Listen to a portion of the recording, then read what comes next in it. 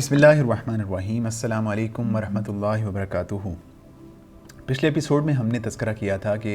जो हुनैन की फ़तह थी वो हो गई थी और बहुत सारे क़बाइल उसके बाद भी जो है वो उन्होंने इस्लाम कबूल किया था। अलबत्ता हुनैन में जिन लोगों ने शिकस्त खाई थी और हवाज़न व सक़ीफ़ के जो अक्सर अफराद थे वो भागकर ताइफ़ चले गए थे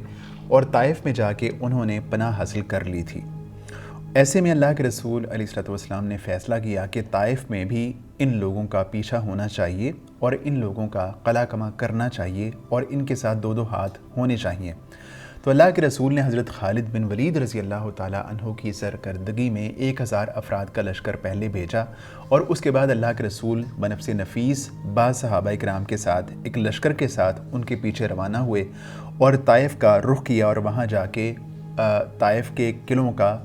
मुहासरा कर लिया और ये मुहासरा जो है वो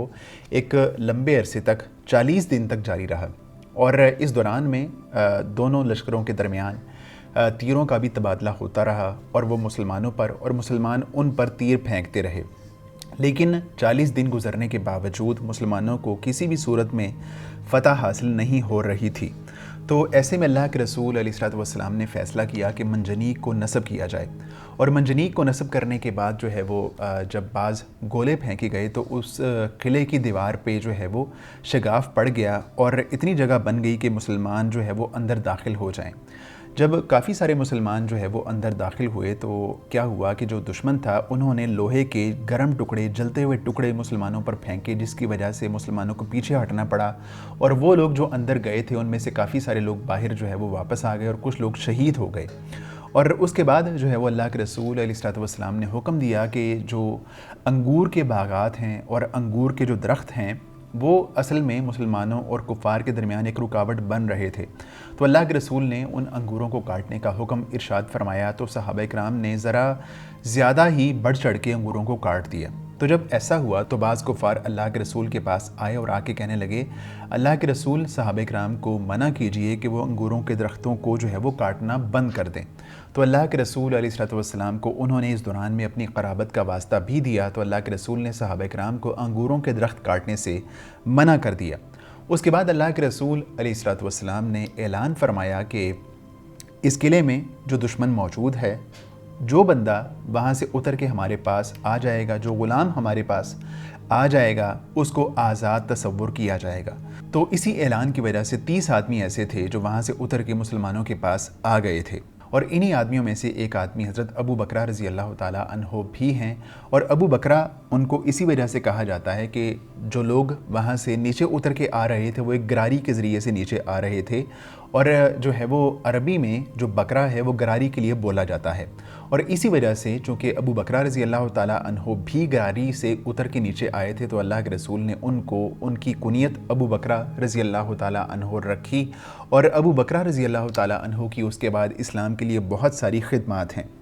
और जब ये मुहासरा तवील हो गया तो अल्लाह के रसूल ने एक आदमी नौफल बिन मुआविया से मशवरा किया कि अब हमें क्या करना चाहिए।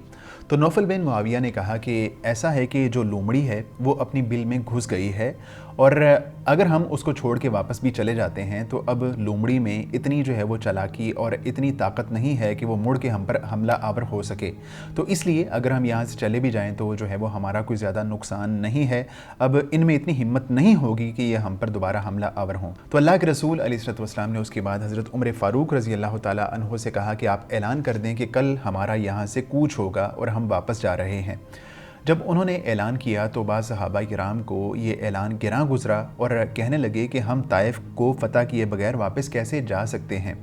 तो अल्लाह के रसूल ने कहा कि चलो ठीक है, हम इंतज़ार कर लेते हैं। उसके बाद अगला दिन आया तो मुसलमानों का कुफ़ार के साथ जो है वो सामना हुआ और इस हमले में मुसलमानों को कुछ नुकसान हो गया और मुसलमानों को कुछ चोट पड़ गई। और जब शाम हुई तो अल्लाह के रसूल ने फरमाया कल हमारी वापसी होगी। तो उसके बाद जब अल्लाह के रसूल ने ये ऐलान फरमाया तो सहाबा किराम के अंदर खुशी की लहर دوڑ گئی اور صحابہ کرام نے خوشی خوشی سے واپس جانے کو جو ہے وہ پسند کیا، اور اسی وجہ سے اللہ کے رسول علیہ الصلوۃ والسلام نے جب صحابہ کرام کے جو ہے وہ اس فعل کو دیکھا تو اللہ کے رسول جو ہے وہ برابر مسکراتے رہے۔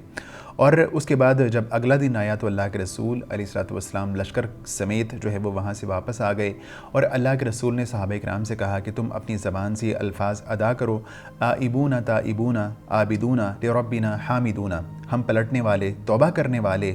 عبادت گزار ہیں اور اپنے رب کی حمد کرتے ہیں۔ اس کے بعد اللہ کے رسول سے کہا گیا کہ اے اللہ کے رسول آپ ثقیف کے لیے بد دعا کیجئے، تو اللہ کے رسول نے ان کے لیے بد دعا نہیں کی، بلکہ اللہ کے رسول نے فرمایا کہ اے اللہ ثقیف کو ہدایت دے اور انہیں لے آ۔ تو اس طرح جو طائف کا محاصرہ تھا اور طائف کی جو ایک سیج تھی وہ مکمل ہو گئی، اور اس کے بعد جو ہے وہ اللہ کے رسول نے وہاں سے واپسی کا رخ کیا، اور اس کے بعد ایک جو ہے وہ مال غنیمت کو تقسیم کرنے کا معاملہ پیش آیا۔ وہ کیا معاملہ تھا اس میں ہم بات کرتے ہیں آئندہ ایپیسوڈ میں۔ اجازت دیجیے، اللہ حافظ ناصر۔